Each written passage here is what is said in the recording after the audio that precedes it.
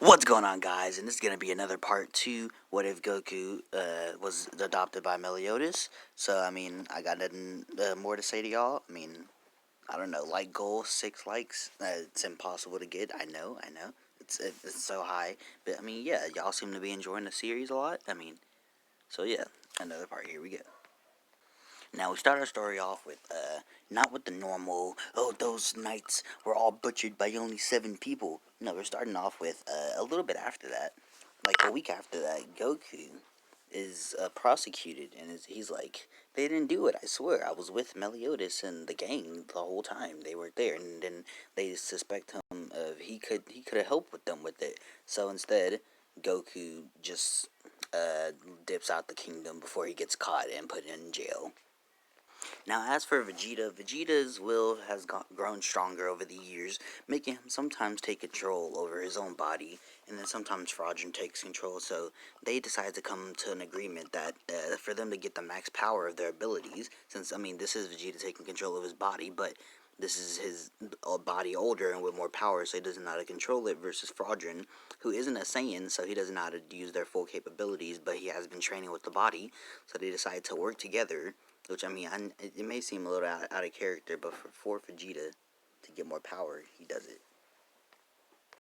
Now, over the 10 years, Vegeta will also, Fraudulent, will also be looking for more power, just so he can, have more power for Leonis, and so he hears about the story of a mercenary. His name is Mercenary Nappa. Now, Krillin does exist in this What If, and he's in still Goku's, one of Goku's best friends. And he basically he basically trained with Goku. Krillin's a human. He trained with Goku under a certain man. They both trained under Master Roshi. Cause Goku, when he first arrived with Meliodas, he wasn't in his early adult years yet. So he was still like a late teen. So he couldn't go on all the missions with him as well with the Seven Deadly Sins as well. He just wasn't powerful enough. So instead, he spent his time training. And training alone can get you somewhere, but training with somebody else, that can really get you really far. Now, Gohan's also still born. He was born 1 year before the 10-year time skip, so he's 11 years old with Krillin as a father figure. Now, of course, we start our story off with the legend. Everything in the story, in the anime and manga, happens the same as in this What If. But instead, I'm gonna go over the cooking real quick. Now, Goku trained with and learned some things from basically every member of the Seven Deadly Sins. And so, what he did learn from Bond was he learned how to cook. So, the cooking is actually pretty good. Not as good as Bond's, but pretty good. So Hawk is pretty happy with his life. But due to wanted posters, no one's actually ever seen the cook because, Goku does still look young in his wanted posters. People know that he kind of just ages slowly, so they have a pretty good description of what he actually looks like. So, while the other pictures may not look like the Sins, or at least Meliodas only looks like an older version of him, Goku's does not look like him. Goku's does look like him. Almost exactly. So that's why he's just never shown. Now, they still run into the strongest person in the Seven Deadly Sins who was only holding back against Meliodas and Elizabeth, which is Lord Twigo. That all goes the same. But instead of Meliodas fighting Lord Twigo, Meliodas says, get him. And so Goku appears out of nowhere and fights the suppressed Twigo.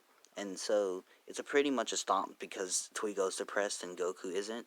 Well, he's not trying to kill him, but he is trying to just make sure he doesn't kill. Well, his basically father figure. He knows who Elizabeth is, but he just won't tell her because he learned from Meliodas not to do that. And so Goku just punches the suppressed Twigo in his stomach, and then shoots a Kamehameha blast that shoots Twigo off the mountain that they were standing on. And yeah, pretty much. That's what happens. And as for the second episode of Seven Deadly Sins, it's so irrelevant. I'm not getting pictures for all those people. That's just so irrelevant. Basically, what would happen is the same thing, except Goku beats up the people who were just being major booty holes to the people in the town. So this would lead us to go and they would just be a little more angrier and they would tell Gil and all about that. And so this would lead into the third episode of Seven Deadly Sins. Deanne is still found. Everything that happens with her, it still happens. She doesn't hurt Meliodas because she recognizes Meliodas kinda and Goku. So that's nice. As for Guild Thunder, the prick still shows up, and he binds everybody except for Elizabeth because she can't take it. And so he still kicks Hawk away. Meliodas and Deanne break out of it. Goku has some trouble breaking out of it, using about 60% of his power to do so. But he does get an idea from Gil. And so when Gil challenges Meliodas, saying he's stronger than any of the seven deadly sins, Goku steps up saying, I'll be the one to test that out. I'm not as strong as a sin, but I'm still pretty powerful in my own right. And so Gil Thunder accepts the challenge, saying that he'll just squash him. And so the fight between Goku and Gil Thunder begins. Gil Thunder is a little bit faster than Goku, but Goku can tank more hits and is physically stronger than Gil. So Gil just basically just tries to hit Goku with speed and power, but the power part just doesn't work. Goku finally latches on to and catches up to, because he gets stronger during battle, so he catches up to Gil, grabs his foot and slams him to the ground.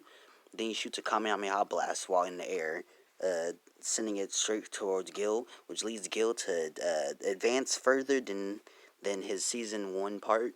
Because in season 2, he was training in the cave, to get like lightning armor and use his lightning in different ways. So he advances close to that, but not exactly to there.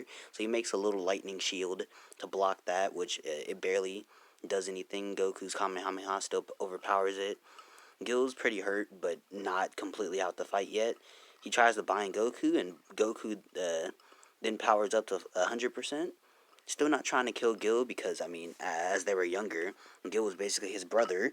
So, yeah, he wouldn't really want to kill his brother. So he overpowers the lightning binding, and instead of Gil binding him, he in fact uses his own type of binding, kind of like the God Bind from Dragon Ball Super, but not really.